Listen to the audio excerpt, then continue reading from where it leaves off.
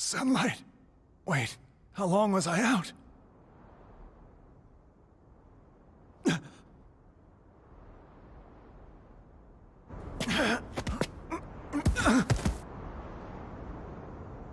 Kanro!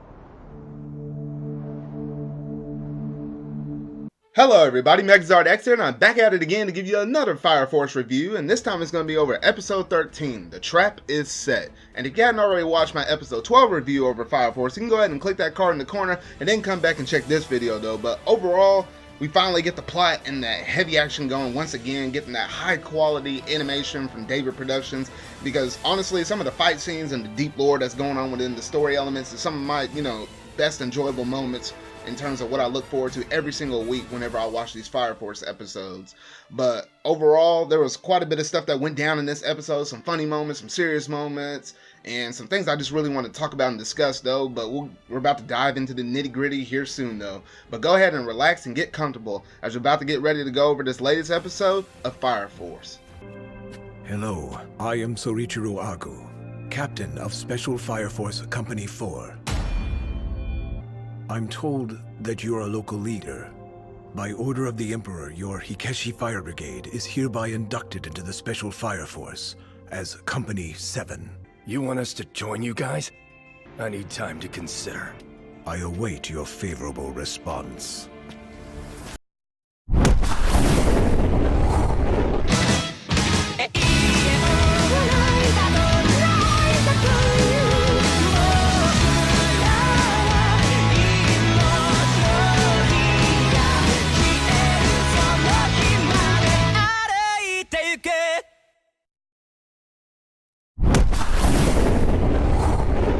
Alright, so at the very beginning of the episode, we're picking off from the tail ending moments of that flashback kind of scene that we got from the ending moments of episode 12. And essentially, Konro was basically having a battle with what looked like to be like a demonoid version of Fernal. And essentially, soon after Konro's battle against the demon flame human, the 4th Special Fire Brigade appears to aid the people in need. And then you got Soichiro Arg, I hope I pronounced that one right. He stands before Konro and Benimaru, stating that the Emperor of Tokyo has decreed that they form a special fire force, so which Benimaru initially resists as he wants nothing to do with the Emperor's laws. But Konro thinks about the idea. After finishing telling his story and, after, it actually makes him feel a little bit better, Konro stands up, asking Shinra not to blame Benimaru for his illness. Shinra responds by saying Konro should call on him whenever he's in trouble, as he wants a hero to save everybody in need. They then decide to go out and search. They then go out to search Benimaru, as the 7th commander investigates what had happened that caused a feud between the two brigades. As Benimaru ventures into the streets, he sees an increased amount of people arguing, falsely accusing each other of doing other things that one might have saw, but then it wasn't really that person that was actually doing that act.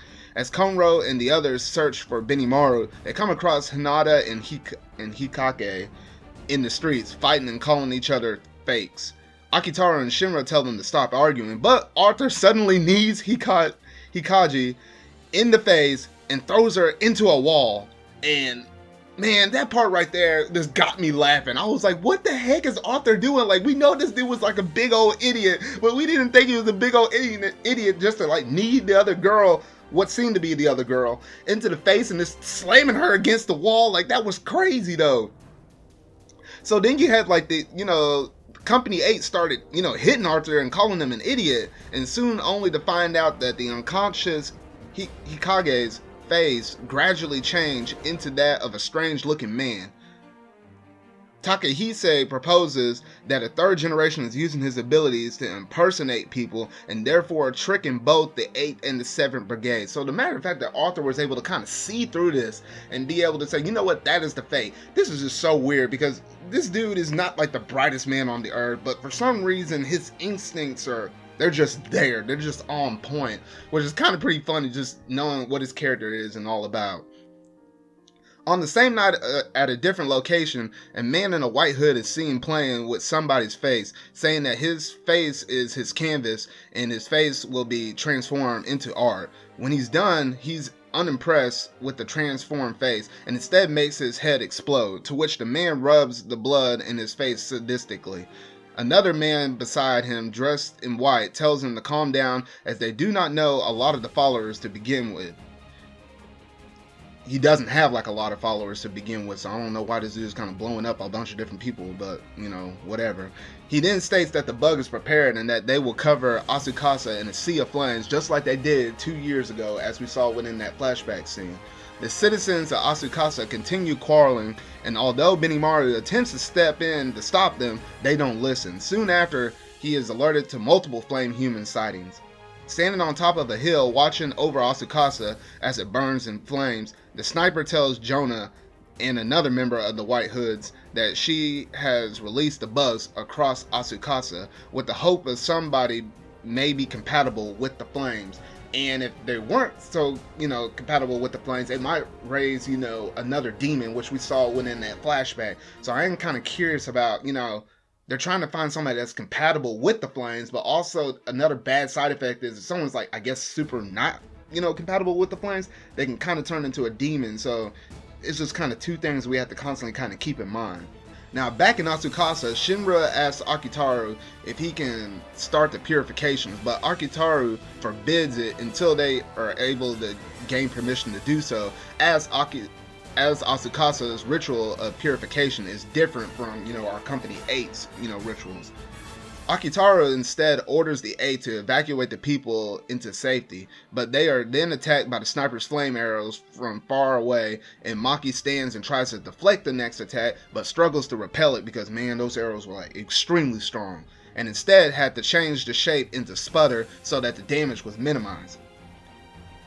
And it basically, knocked her out. Shinra then flies to the sky and detects the sniper and is attacked by multiple flaming arrows. He notices that the sniper's location is changing each time as, he gets hit or almost nearly hit by a fire arrow. So it kind of shows that they were basically, moving, they were on the move while they were firing these shots. So Arthur decides to join Shinra from the ground, and they both move together in pursuit of the sniper. Now, Konro, still with Hinata and the fake Hikage, questions the fake Hikage on where Hikage's whereabouts are, but he only told him in riddles, basically only gave him riddles about, whatever he wanted to tell him though. But he starts to laugh, and Konro spots an empty bottle on the ground, to which the fake Hikage then transforms into an artificial flame human, and Takehise makes a quick work of it. As a leader, it is needed, to put the order, as a leader, there basically needed to be a leader because there was just basically chaos running around on these streets. So Konro questions the whereabouts of where Benimaru is at, and in turn, Benimaru questions how Konro will basically handle the situations and turns to that leadership role perspective, because when you have a bunch of people claiming that, there's somebody else, even though those are imposters, and you just have people running around the streets, and then you just have, infernos is popping left and right due to all of these, these firebugs and everything else. It was just pure chaos on the streets, and what really needed to happen is order. And they weren't going to listen to, our 8 company members because, they're not locals here. They're not people that they naturally trust. So they needed to look towards somebody like Benimaru to basically, take charge of the whole entire situation. Finally, Shinra and Arthur managed to locate the sniper. However, she wasn't alone. As Shinra made his move, to close the distance between him and the sniper, another White Hood member climbs the roof and attacks Shinra with a double-sided knife, but Shinra blocks it in time, though is held locked down by the White Hood member so that the sniper can, fire off a direct shot at him. As the sniper fires that shot, Arthur deflects it with his Excalibur, surprising the sniper that someone could deflect her arrows. So essentially, Arthur's, his sword is so hot where it's the only thing that's almost compatible at this point, based upon what we saw from the other members that were taking these fire arrow shots. He was basically the only one that was able to deflect those, those fire arrows. So basically, you had Shinra and you had Arthur, and you were going against the sniper as well as this, this man that's wielding like a double-sided knife. So anyway, those two so it's basically a 2v2 kind of action thing. But the interesting thing is, Shinra and Arthur were never on the same page. Like, one would go left, one would go right, and then they both collide into each other, and it'd be like, what the heck? And then they'd be trying to, go in for an attack, and then the other one gets in the way, though. So these two are, they have like very little experience working with each other in terms of, fighting as a duo. So you just kind of saw them kind of go back and forth arguing. It's like, hey, get out of the way, you big idiot, or oh man, just stay out of my way, let me handle it, or whatever, though. But essentially what they came down to the conclusion is, with Shinra's powers, he basically could fight in the air, and then Arthur can, fight on the ground. That way it kind of gave him enough space for them to both work. And then Shinra was like, well, you know what, let me fight the arrow person, because since, the big dude with the double-sided knives is, on the ground and very physical, hey, you can go in there with your sword.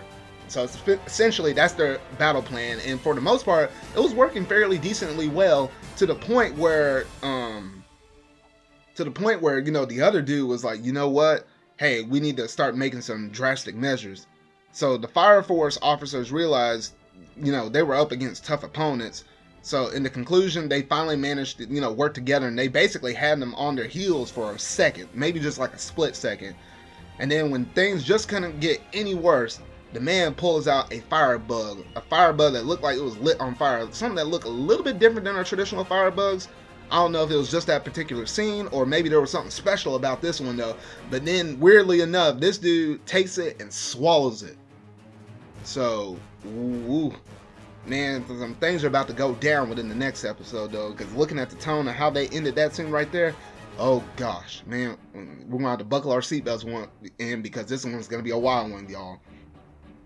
But after that scene, it basically stops right there, and then we shift and transition over to a scene with Benimaru, because then we see one more scene with him, and there's like one lost soul as an Infernal, and he basically comes up to him, and essentially, he lays that Infernal down to rest. And then I guess at this point, Benimaru basically saw enough, and he said, you know what, man, it's time to get down to business. So you see that like flame ignite in his eyes, you see that scarlet red kind of swirling in his eyes, and he got that flaming mop, and it just came out of nowhere. He grabbed it, and then that's essentially where the episode ended, though. But overall, I was hugely impressed with this episode. Man, there was a lot of good moments in this episode. Man, these fights, we're about to get into some serious fights within the next one, though. But for anybody that reads the manga, or was just curious about, where the manga is at in terms of this, just kind of like a little small representation of it, this episode actually covered, 3 manga chapters. So, yeah, they've been cramming quite a bit of content within these episodes, though, but I've been loving everything they've been dishing out for it, though. But overall, I believe that is all that I have to talk about for this episode review. So if you really like this review, go ahead and hit that like button and that bell to subscribe and keep up to date on anything that's Fire Force related for my reviews, or if any kind of need of an update comes out for the Fire Force series, whether it be a news update or something like that, though. Hopefully we don't get any more delays, because hey, we're getting into the good stuff now, and it won't be too long until we're about to get that brand new opening. I'm hugely looking forward to that, seeing that as well, though. But overall, yeah, that's about all I have for y'all. So make sure to tune in next time for my next review that's going to be over episode 14, For Whom the Flame Burns. So until whatever video I make next, see y'all. Fall back! Go! Not this time! No!